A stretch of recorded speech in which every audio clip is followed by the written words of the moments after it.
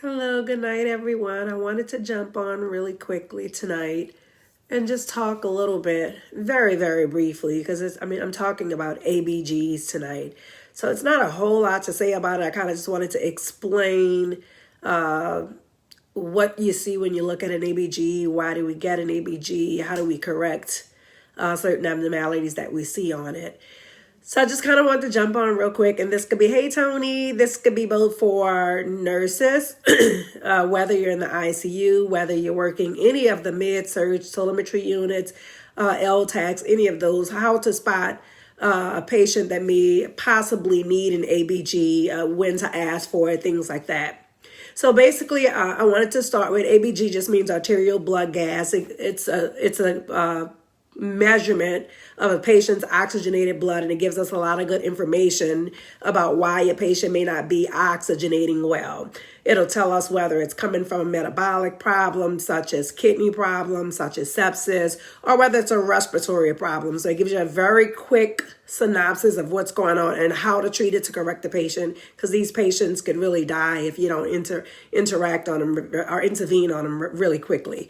So who needs ABGs? Basically, if a patient is not oxygenating well, if a patient comes in the SATs are in the 80s, and you put them on oxygen and you're really not getting those SATs up, or if you put them on oxygen but you see that the numbers are not as great as they should be, if for instance, if you have a patient on 4 liters but they're satting 92%, this would be an indication to see what's driving the patient's hypoxic episode, and you could get that information really quickly just by getting an ABG.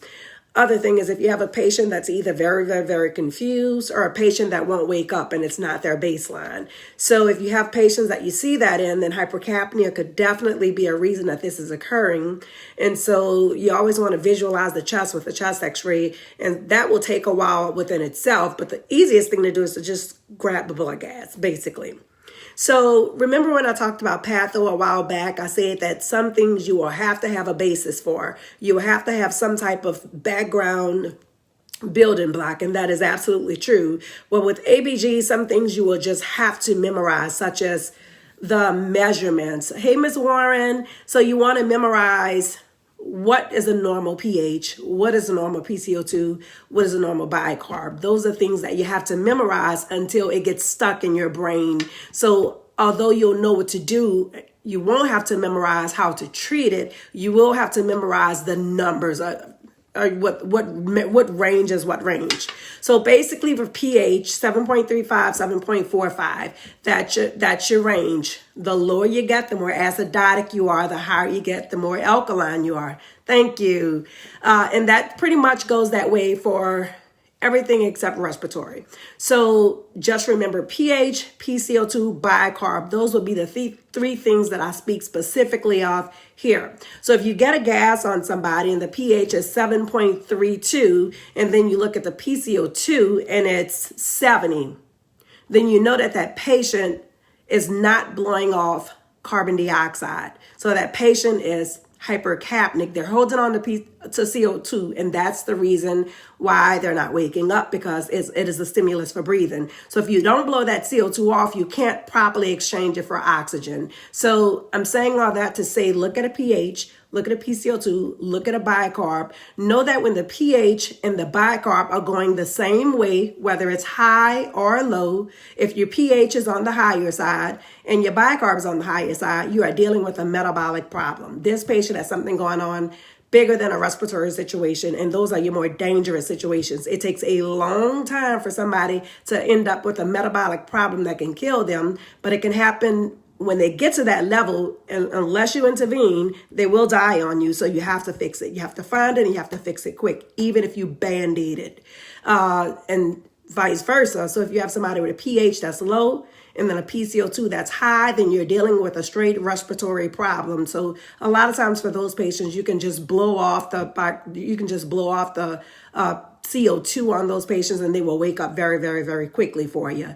So like I said, this will be a really quick talk today, but what I wanted you to know is know your norms. Your pH 7.35 to 7.45, for PCO2 35 to 45, and for bicarbonate 22 to 26. So those are three numbers that you have to memorize until you get used to looking at them, and just realize if you have somebody with a pH of 7.1 and a bicarbonate of 16, then you have a metabolic problem. So those patients need bicarbonate. They need bicarbonate, and you need to find out why they're losing it, but at least you could buy some time with that.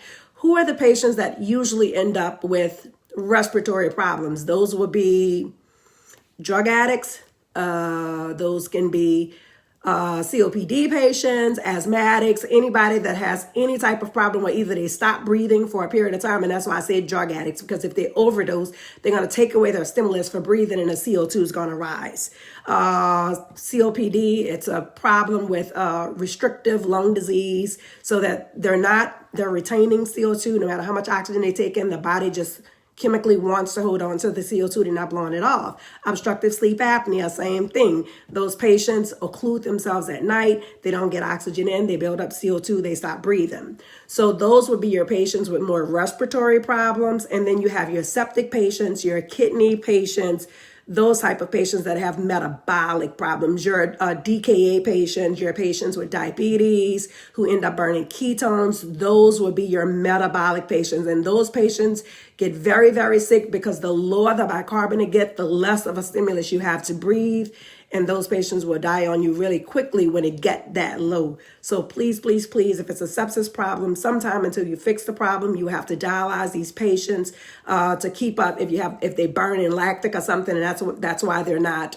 That's why they're so acidotic. Then the only way to correct that sometimes until you could get the antibiotics in the systems, if it was a sepsis case, is to dialyze the lactic acid off these patients and then wait for the antibiotics to work.